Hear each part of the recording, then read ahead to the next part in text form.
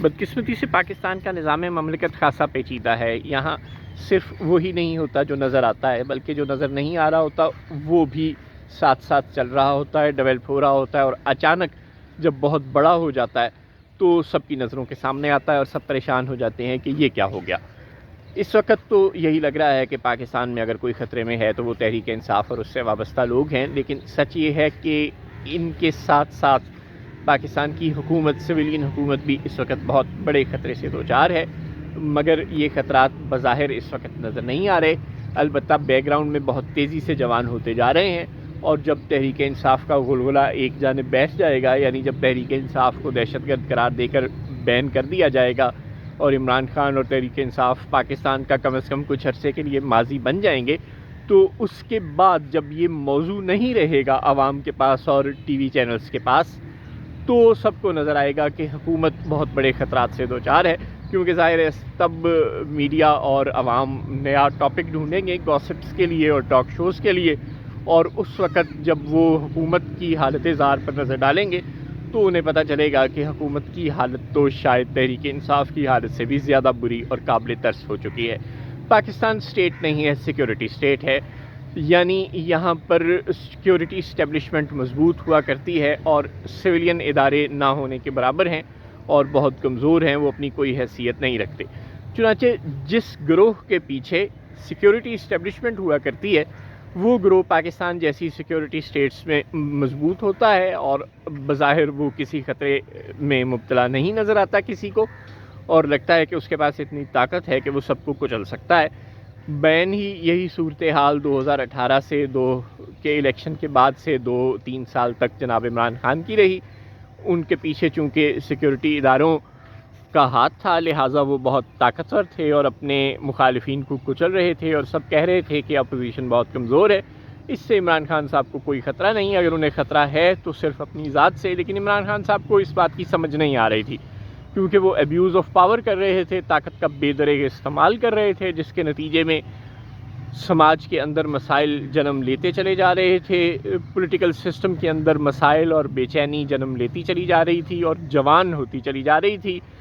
Administrative مسائل بڑھتے چلے جا رہے تھے. مگر عمران خان صاحب کے پاس چونکہ طاقت تھی، سیکیورٹی اسٹیبلشمنٹ کی پشت پناہی انہیں حاصل تھی، لہٰذا وہ ان مسائل پر توجہ دینے کے لیے تیار ہی نہیں تھے. اب بھی یہی ہو رہا ہے، پی ڈی ایم کے پاس چونکہ طاقت ہے، یعنی سیکیورٹی اسٹیبلشمنٹ کی پشت پناہی اسے حاصل ہے، لہٰذا وہ عمران خان کو کرش کرنے کے علاوہ اور کسی مسئلے کی جانب دیکھنے کے لیے تیار ہی نہیں. پی ڈی ایم کو بالکل اس بات سے کوئی غرض نہیں ہے کہ جب چیف جسٹس امرتا بندیال چلے جائیں گے اور جسٹس بابر ستار جیسے لوگ، جسٹس اطہر من اللہ جیسے لوگ، جسٹس قاضی فائز عیسیٰ جیسے لوگ، چاہے وہ اسلام آباد ہائی کورٹ میں ہوں، چاہے وہ سپریم کورٹ آف پاکستان میں ہوں، وہ پی ڈی ایم کے حق میں غلط فیصلے دینے پر تیار نہیں ہوں گے. وہ پی ڈی ایم کے حق میں ماورائے آئین فیصلے دینے میں تیار نہیں ہوں گے. اور ظاہر ہے پی ڈی ایم سرکار کا تو سارا زور ہی، سارا انحصار ہی غیر آئینی طاقت استعمال کر کے، اختیارات کو اپنے ہاتھ میں مرتکز کر کے، عوام کو فائدہ نہ پہنچانے کی پالیسی پر عمل کر کے، اور اپنے آپ کو اور اپنے حواریوں کو زیادہ سے زیادہ نوازنے کی پالیسی پر ہے. جب جسٹس فائز عیسیٰ اور جسٹس اطہر من اللہ اور یہ گروپ جو ہے، یعنی جو دوسرا ہم خیال گروپ ہے جو آج کل پاور میں نہیں ہے، جب یہ گروپ سپریم کورٹ میں پاور میں آ جائے گا اور وہ جو ڈیوائیڈ کا تاثر جو اس وقت جسٹس امرتا بندیال کی سربراہی کی وجہ سے موجود ہے وہ ختم ہو جائے گا، تو یعنی بظاہر اس وقت کا پرو پی ڈی ایم گروپ جب سپریم کورٹ میں برسر اقتدار آ جائے گا اور پی ڈی ایم جب اس گروہ سے یہ مطالبہ کرے گی کہ وہ اس کو من مانے فیصلے کرنے دے، مثلاً عمران خان صاحب کو دہشت گرد قرار دینے دے، ان کی جماعت کو کالعدم قرار دینے دے، آڈیو لیکس میں ملزم قرار پانے والے، آڈیوز لیک ہونے والی آڈیوز میں غلط کارروائیوں میں ملوث افراد کے خلاف فیصلے دے، تو جب پی ڈی ایم کہے گی کہ پہلے یہ، جب سپریم کورٹ کہے گی کہ پہلے جناب یہ بتائیں کہ یہ آڈیوز جو ہیں وہ آپ نے ریکارڈ کس قانون کے تحت کی، جیسا کہ اب جسٹس بابر ستار نے یہ سوال کر لیا ہے، تو پھر پی ڈی ایم حکومت ایکسپوز ہو کر رہ جائے گی. اس وقت نہ تو اس کے پاس سپریم کورٹ کے خلاف تقریریں کرنے کے کوئی چانس ہوگا، کیونکہ اس وقت تو وہ जस्टिस फैज़ ईसा और इनके साथियों के हक़ में तकरीरें कर रही है। उस वक़्त जब जस्टिस फैज़ ईसा और इनके साथी उसूली और कानूनी सवाल उनके सामने रखेंगे कि ये बताएं कि ये तकारीर, ये ऑडियोज़ जो हैं आपको रिकॉर्ड करने का इख्तियार किसने दिया, तो पीडीएम मुश्किल में फंस जाएगी। जब पीडीएम को ये पता चलेगा कि वो आईएमएफ के बग़ैर बजट बना रही है और मुल्क के पास तो बैरूनी अदायगियों के लिए पैसे मौजूद ही नहीं हैं, और उसने अवामी बजट दे तो दिया, बड़े बड़े फ्लैगशिप प्रोजेक्ट्स का वो ऐलान तो कर देगी, लेकिन उसके बाद होगा क्या?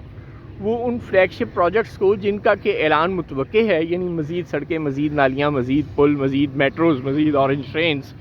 और मज़ीद लैपटॉप स्कीम्स और मज़ीद नौजवानों को कर्ज देने के प्रोग्राम और बिजली और गैस पे सब्सिडी के प्रोग्राम्स का ऐलान तो कर दिया जाएगा मुमकिना तौर पर आइंदा बजट में, लेकिन फिर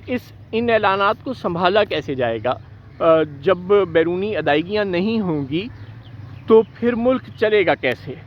ये वो सूरत हाल है, ये वो टाइम बॉम्ब है जो पीडीएम इस वक्त कालीन के नीचे दबाती चली जा रही है। लेकिन 2-3 माह बाद जब इमरान खान फैक्टर मौजूद नहीं होगा मुल्क की सियासी उफ़क़ पर और ये टाइम बॉम्ब बड़े हो जाएंगे, तो फिर पीडीएम अपने ही बोझ तले दबकर बहुत मुश्किलात का शिकार हो सकती है। अस्सलाम वालेकुम।